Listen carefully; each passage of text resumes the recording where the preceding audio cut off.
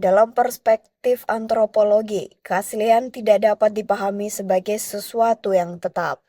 Bahkan para ahli masih memperdebatkan definisi kebudayaan hingga saat ini.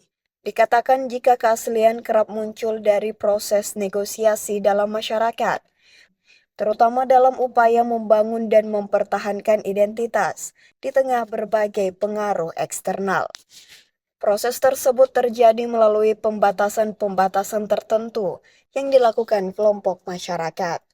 Misalnya dalam menghadapi penguasaan lahan atau tekanan dari perusahaan multinasional yang dapat mengancam keberadaan mereka. Menurut dosen antropologi Fakultas Ilmu Sosial dan Ilmu Politik Universitas Hasanuddin, Muhammad Nur Rahmat Yasim, keaslian terbentuk dari negosiasi ataupun bagaimana masyarakat membentuk identitas melalui pembatasan-pembatasan tertentu. Dan keaslian itu merupakan hal yang selalu diperdebatkan.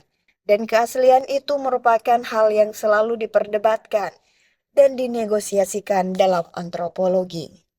Nah, sebenarnya kalau kita melihat bagaimana antropologi melihat itu, keaslian itu sebenarnya adalah hal-hal yang masih diperdebatkan sampai sekarang, bahkan definisi kebudayaan pun masih diperdebatkan sampai sekarang.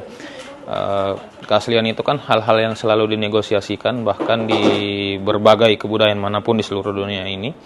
Kemudian keaslian itu kan terbentuk dari suatu negosiasi ataupun bagaimana masyarakat membentuk sebuah identitas melalui pembatasan-pembatasan tertentu terhadap bagaimana mereka mempertahankan sebuah identitas dari pengaruh-pengaruh besar, misalnya pengaruh-pengaruh penguasaan tanah ataupun bahkan mereka menghadapi perusahaan-perusahaan multinasional yang bisa jadi mengancam keberadaan mereka seperti itu.